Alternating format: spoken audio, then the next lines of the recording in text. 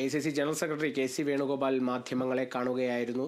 ഇന്നും നാളെയുമായി കോൺഗ്രസിൻ്റെ നിയോജക മണ്ഡലങ്ങളിൽ അല്ലെങ്കിൽ ഇന്ത്യയൊട്ടാകെ കോൺഗ്രസിൻ്റെ നിയോജക മണ്ഡലങ്ങളിൽ കോൺഗ്രസ് പ്രതിനിധികളായിട്ടുള്ള നിയോജക മണ്ഡലങ്ങളിൽ വിവിധ തരത്തിലുള്ള പരിപാടികൾ ആഹ്വാനം ചെയ്യുന്നതിലേക്കുള്ള കാര്യങ്ങളിലേക്കാണ് കടന്നത്.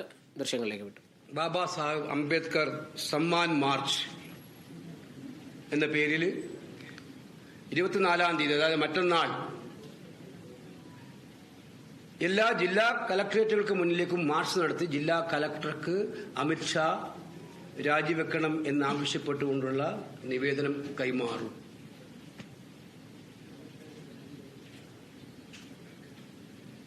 ഇരുപത്തിയാറ്, 27 തീയതികളിൽ മഹാത്മാഗാന്ധി കോൺഗ്രസ് അധ്യക്ഷനായതിന്റെ 100ാമത് വാർഷികം ബെൽഗാമിൽ ആഘോഷിക്കുകയാണ്. 1924 ഡിസംബർ 26-ാം തീയതിയാണ് ബെൽഗാവിയിൽ ഒരു വർഷക്കാലത്തേക്ക് മഹാത്മാഗാന്ധി, അദ്ദേഹം ആ ഒരു പ്രാവശ്യം മാത്രമേ ഇന്ത്യൻ നാഷണൽ കോൺഗ്രസിന്റെ പ്രസിഡന്റ് ആയിട്ടുള്ളൂ. അദ്ദേഹത്തിന്റെ ജനറൽ സെക്രട്ടറി ആയിട്ടായിരുന്നു പിന്നീട് ജവഹർലാൽ നെഹ്റു പ്രവർത്തിച്ചത്. അപ്പോൾ 1924 ഡിസംബർ 26-ന് മഹാത്മാഗാന്ധി കോൺഗ്രസ് പ്രസിഡന്റായതിന്റെ 1ാം വാർഷികമാണ് 2024 ഡിസംബർ 26 എന്നുള്ളതുകൊണ്ട് 26-ന് എക്സ്റ്റൻഡഡ് വർക്കിംഗ് കമ്മിറ്റി, 27-ന് ജയ് ഭീം ജയ് സംവിധാൻ എന്ന പേരിൽ ഭരണഘടനാ വിഷയങ്ങൾ ഉയർത്തിപ്പിടിച്ചുകൊണ്ടുള്ള അതിമഹത്തായ റാലി കോൺഗ്രസ് ബെൽഗാവിൽ നടത്തുകയാണ്. ഈ റാലി ഞങ്ങൾ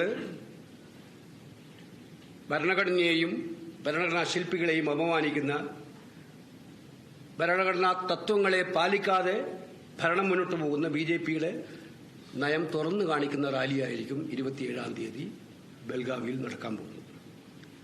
26-ാം തീയതി കൂടുന്ന എക്സ്റ്റൻഡഡ് വർക്കിംഗ് കമ്മിറ്റി വരുന്ന ഒരു മാസക്കാലത്തേക്കുള്ള ഈ പ്രശ്നം ഉന്നയിച്ചുകൊണ്ട് മഹാനായ അംബേദ്കറിനെ അപമാനിച്ചതിനെതിരായിട്ടുള്ള രാജ്യവ്യാപകമായ ക്യാമ്പയിൻ, വില്ലേജുകളിൽ സമ്മേളനങ്ങൾ, ഗ്രാമാന്തരങ്ങളിൽ സമ്മേളനങ്ങൾ, സംസ്ഥാനങ്ങളിൽ റാലികൾ, ഈ സംബന്ധിച്ച് ബൃഹത്തായ പരിപാടി നമ്മൾ ആവിഷ്കരിക്കുകയാണ്. ജനുവരി 26 വരെ, റിപ്പബ്ലിക് ദിനം വരെ ആ പരിപാടി തുടർന്ന് മുന്നോട്ട് കൊണ്ടുപോകാനാണ് തീരുമാനിച്ചിരിക്കുന്നത്. അപ്പോൾ കോൺഗ്രസിനെ സംബന്ധിച്ചിടത്തോളം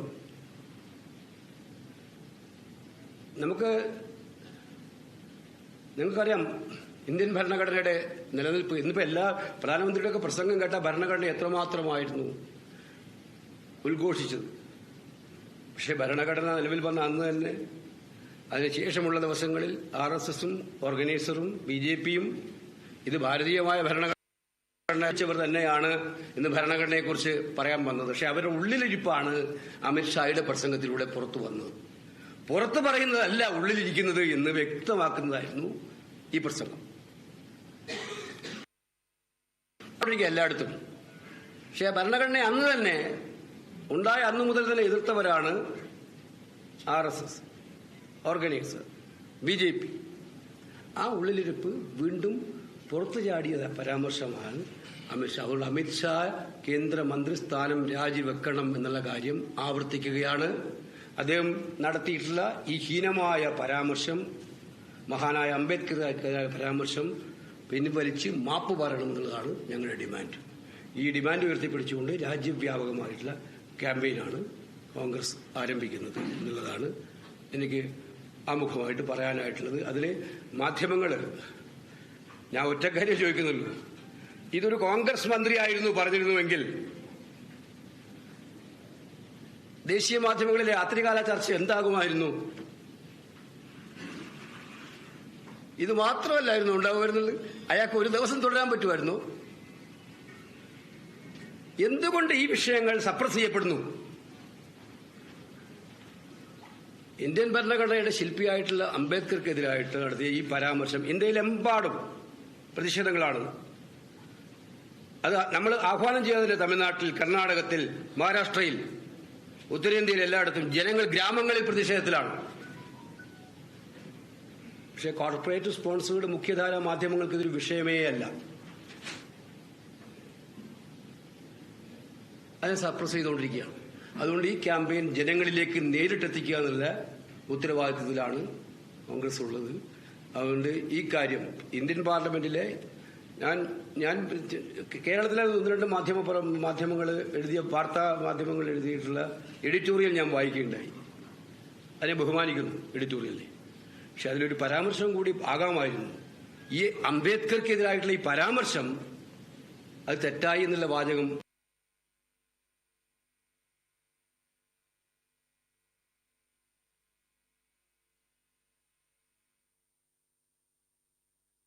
ലോക്സഭാ റെക്കോർഡിൽ ഉണ്ടാകണമായിരുന്നു, രാജ്യസഭാ ഈ രീതിയിലൊരു പ്രതിഷേധം തന്നെയാണ് നിലനിൽക്കണമായിരുന്നു. ആ പരാമർശം പിൻവലിക്കണമെന്ന് പറയുന്നത്, നീക്കം ചെയ്യണമെന്ന് പറയുന്നത് അത് അംഗീകരിക്കാതെ നിൽക്കുന്ന ഗവൺമെന്റ് ആണോ പാർലമെന്റ് അലങ്കോലപ്പെടുത്തിയത് പ്രതിപക്ഷമാണോ? രണ്ടും ഒരുപോലെ കുറ്റപ്പെടുത്തിക്കൊണ്ടുള്ള പരാമർശങ്ങൾ. ജനാധിപത്യത്തിൽ ഇത്തരം പരാമർശങ്ങൾ ഞങ്ങൾ ബഹുമാനിക്കുന്നു. കാരണം ഫോർത്ത് എസ്റ്റേറ്റിന് നിർണായകമായ റോൾ ഉണ്ടെന്ന് വിചാരിക്കുന്ന ഒരു പാർട്ടിയാണ്, ബഹുമാനിക്കുന്നു. പക്ഷേ ഈ ബഹുമാനിക്കുമ്പോഴും ഈ പ്രധാനപ്പെട്ട കാര്യം ഏറ്റവും ഹീനമായ രീതിയിൽ അത് ഇന്ത്യയിലെ ഏറ്റവും പ്രധാനപ്പെട്ട രാഷ്ട്രീയ നേതാവിൽ നിന്നും വന്നിട്ട് അതിനെ ഒന്ന് മാപ്പ് പറയുകയും ചെയ്യാതെ, അത് പിൻവലിക്കുക പോലും ചെയ്യാതെ അവർ തുടർന്നുകൊണ്ടിരിക്കുമ്പം ഞങ്ങൾ മിണ്ടാതിരിക്കണമെന്നായിരുന്നോ പൊതുസമൂഹം ആഗ്രഹിക്കുന്നു? എനിക്ക് ഈ കാര്യത്തെക്കുറിച്ച് പറയാനുള്ളത്. അതുകൊണ്ട് ഈ വിഷയത്തിലുള്ള അതിശക്തമായ പ്രതിഷേധം മുന്നോട്ട് കൊണ്ടുപോകും. അത് ഇന്ത്യയിലെ എല്ലാ ജില്ലകളിലും നടക്കും, അത് കഴിഞ്ഞ് ഗ്രാമങ്ങളിൽ നടക്കും, സംസ്ഥാന തലത്തിൽ വിപുലമായ റാലികൾ നടത്തും. ഇത് ഒരു പ്രശ്നം മാത്രമായിരുന്നില്ല, ഭരണഘടനയെ മുഴുവൻ അതിലംഘിച്ചുകൊണ്ടാണ് ഇന്ത്യയിൽ ഇപ്പം നടക്കുന്ന ഭരണം. അതിനെല്ലാം എതിരായിട്ടുള്ള ശക്തമായിട്ടുള്ള പോരാട്ടം.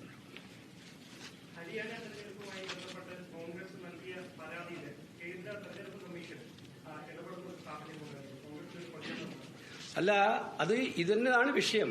ഭരണഘടന ഏറ്റവും കൂടുതൽ പ്രധാനം ചെയ്യുന്നത് ജനാധിപത്യ അവകാശങ്ങൾ സംരക്ഷിക്കുക എന്നതാണ്. ഇന്നത്തെ തെരഞ്ഞെടുപ്പുകളിൽ ജനാധിപത്യം സംരക്ഷിക്കാൻ ഉറപ്പുവരുത്തേണ്ട, ജനാധിപത്യം സംരക്ഷിച്ചുകൊണ്ടുള്ള തെരഞ്ഞെടുപ്പാണ് എന്ന് ഉറപ്പുവരുത്തേണ്ട ഇലക്ഷൻ കമ്മീഷൻ കംപ്ലീറ്റ് ആയിട്ട് ബയസ്ഡ് ആയിട്ടുള്ള ഡിസിഷൻ എടുക്കുന്ന ബോഡിയായിട്ട് മാറിയിരിക്കുകയാണ്.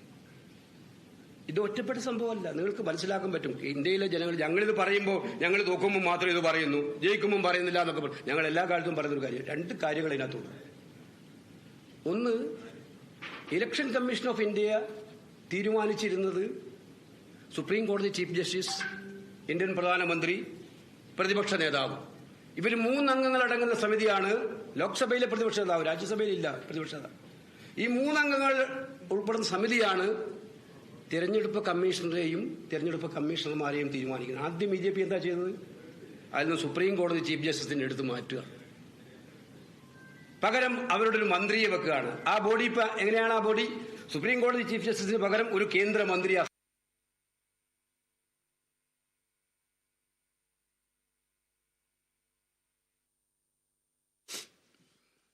ACC ജനറൽ സെക്രട്ടറി KC വേണുഗോപാലാണ് മാധ്യമങ്ങളെ കാണുന്നത്. വലിയ രീതിയിലൊരു പ്രതിഷേധം തന്നെ അഴിച്ചുവിടാൻ തന്നെയാണ് കോൺഗ്രസിന്റെ തീരുമാനം എന്ന് തന്നെയാണ് പറഞ്ഞു വെക്കുന്നത്. അമിത്ഷായുടെ അംബേദ്കർ പരാമർശത്തിൽ തീർച്ചയായും വലിയ രീതിയിൽ പ്രതിഷേധമുയരും. അതുമാത്രമല്ല, 1924 ഡിസംബർ 26-നാണ് മഹാത്മാഗാന്ധി കോൺഗ്രസിന്റെ അധ്യക്ഷനായി ചുമതലയേറ്റത്. 1 വർഷക്കാലത്തേക്ക് അദ്ദേഹം ആ ഒരു കോൺഗ്രസ് അധ്യക്ഷ സ്ഥാനത്ത് മഹാത്മാഗാന്ധി തുടർന്നിരുന്നു. പിന്നീട് AICC ജനറൽ സെക്രട്ടറിയായി സ്ഥാനമാറ്റമെല്ലാം ലഭിക്കുകയായിരുന്നു. അതിൻ്റെ 100-ാം വാർഷികമാണ്. ആ ഒരു വാർഷികത്തോടനുബന്ധിച്ച് ഇന്ത്യയുടെ വിവിധ ഭാഗങ്ങളിൽ നമ്മൾ ആവശ്യപ്പെട്ട കാര്യം, ഹരിയാന തെരഞ്ഞെടുപ്പിലും മഹാരാഷ്ട്ര തെരഞ്ഞെടുപ്പിലും ഞങ്ങൾ ആവശ്യപ്പെട്ട കാര്യമായിരുന്നു, ലാസ്റ്റ് ഡേ ഇലക്ഷന്റെ ലാസ്റ്റ് വോട്ടർ ലിസ്റ്റ് അത് ഞങ്ങളുടെ കയ്യിലേക്ക് തരണം. അത് രാഷ്ട്രീയ പാർട്ടികൾക്ക് അവകാശപ്പെട്ടതാണ്. ഇലക്ഷനിൽ വോട്ടർ പട്ടിക പ്രസിദ്ധീകരിക്കും ആദ്യം. ആ പ്രസിദ്ധീകരിച്ചു കഴിഞ്ഞ് ഫൈനൽ വോട്ടർ പട്ടിക എന്ന് പറയുന്നത് തെരഞ്ഞെടുപ്പിന് ദിവസങ്ങൾക്ക് മുമ്പുള്ള വോട്ടർ പട്ടികയാണ്. അഡീഷൻ ആൻഡ് ഡിലീഷനാണ് അതിനകത്ത് സാധാരണഗതി വരാറുള്ളത്. പഴയ വോട്ടർ പട്ടികയുടെ ഒരു അഡീഷണൽ പേജ് ഉണ്ടാവും, അത് അഡീഷണൽ ഡിലീഷനാണ്. ആ ലിസ്റ്റ് ഇലക്ഷൻ കമ്മീഷൻ ചോദിച്ചിട്ട് ഇലക്ഷൻ കമ്മീഷൻ തരുന്നില്ല. ഹരിയാനയിൽ ഞങ്ങൾ ചോദിച്ചു, തന്നില്ല. ഞങ്ങൾ ഹൈക്കോടതിയിൽ പോയി, ഹൈക്കോടതി ഉത്തരവിട്ട് കൊടുക്കണം. ആ ഹൈക്കോടതി ഉത്തരവിട്ട് ഈ രേഖകൾ, ആവശ്യപ്പെട്ട രേഖകൾ കൊടുക്കണം എന്ന് പറഞ്ഞതിന്റെ പിറ്റേ ദിവസം ഇലക്ഷൻ ചട്ടം മാറ്റുകയാണ്. ഇത്തരം രേഖകൾ ആക്സസ് ചെയ്യേണ്ട കാര്യമില്ല, കൊടുക്കേണ്ട കാര്യമില്ല എന്ന് ആരാ പറയുന്നത്? Election commission. ഹൈക്കോടതി ഉത്തരവ് കഴിഞ്ഞ് അതിന് തൊട്ടടുത്ത ദിവസം പറയാണ് ഇത്തരം ആവശ്യപ്പെടുന്ന രേഖകൾ ഇത് രഹസ്യ സ്വഭാവമുള്ള രേഖയാണോ? വോട്ടർ ലിസ്റ്റ് രഹസ്യ സ്വഭാവമുള്ള രേഖയാണോ? അത് കൊടുക്കില്ല എന്ന് പറയാണ്. അപ്പൊ ഞാൻ ഇത് സീരീസ് ഓരോന്നോരോന്നായി പറയാണ്. മഹാരാഷ്ട്രയിൽ ഇതുപോലെ നവംബർ 4 പ്രസിദ്ധീകരിച്ച ലാസ്റ്റ് വോട്ടർ ലിസ്റ്റ് ചോദിച്ചിട്ട് തരുന്നില്ല. ഞങ്ങൾ അപ്ലിക്കേഷൻ കൊടുത്തിട്ട് ഞങ്ങൾ 3 ആഴ്ചയായി. കോൺഗ്രസിന്റെ ഡാറ്റ അനാലിസിസ് ചീഫ് പ്രവീൺ ചക്രവർത്തി അപേക്ഷ നേരിട്ട് രേഖാമൂലം എഴുതി കൊടുത്തിട്ട് 4 ആഴ്ചയായി തന്നില്ല. അതെല്ലാം ഒഴിവാക്കാൻ വേണ്ടിയാണ് ഇപ്പോൾ ഉത്തരവ് വന്നിരിക്കുന്നത്. ഇത് കൊടുക്കേണ്ട കാര്യമില്ല ഇപ്പോൾ. അപ്പൊ ഭരണഘടനയെക്കുറിച്ച് ഈ കാര്യങ്ങൾ ഞങ്ങൾ പാർലമെന്റിൽ ചർച്ച ചെയ്തതാണ്. ഈ കാര്യങ്ങളൊന്നും ചർച്ച ചെയ്യുന്നതിന് പകരം, ഭരണഘടനയെക്കുറിച്ച് ചർച്ച ചെയ്തതിന് പകരം നമ്മുടെ ഭരണഘടനാ ശില്പികൾ എന്താണ് നമ്മുടെ നാട്ടിലെ ഭരണഘടനയെ സംബന്ധിച്ച് അല്ലെങ്കിൽ അംബേദ്കറിനെ അപമാനിച്ചു എന്നാരോപിച്ച് വലിയ രീതിയിൽ പ്രതിപക്ഷം അമിത്ഷായ്ക്കെതിരെ തിരിഞ്ഞിരിക്കുന്ന ഒരു സാഹചര്യമാണ്. എന്തായാലും കേന്ദ്രമന്ത്രി സ്ഥാനം അമിത്ഷാ രാജിവെക്കണം എന്ന് തന്നെയാണ് ഇപ്പോഴും AICC general secretary KC Venugopal പറഞ്ഞു വെക്കുന്നത്. എന്തായാലും അതിനെ സംബന്ധിച്ച് വലിയ രീതിയിലൊരു പ്രതിഷേധം എന്തായാലും ഉണ്ടാകും. തീർച്ചയായും 26, 27 തീയതികളിൽ പ്രതിഷേധത്തിന് ഒരുക്കം തുടങ്ങും, അല്ലെങ്കിൽ പ്രതിഷേധം ആരംഭിക്കും. ഭരണഘടനയെ സംബന്ധിച്ച് ജനുവരി 26 വരെ, ഒരു മാസക്കാലത്തേക്ക് ആ ഒരു വലിയ രീതിയിലൊരു പ്രതിഷേധ പരിപാടികളെല്ലാം ഉണ്ടാകും.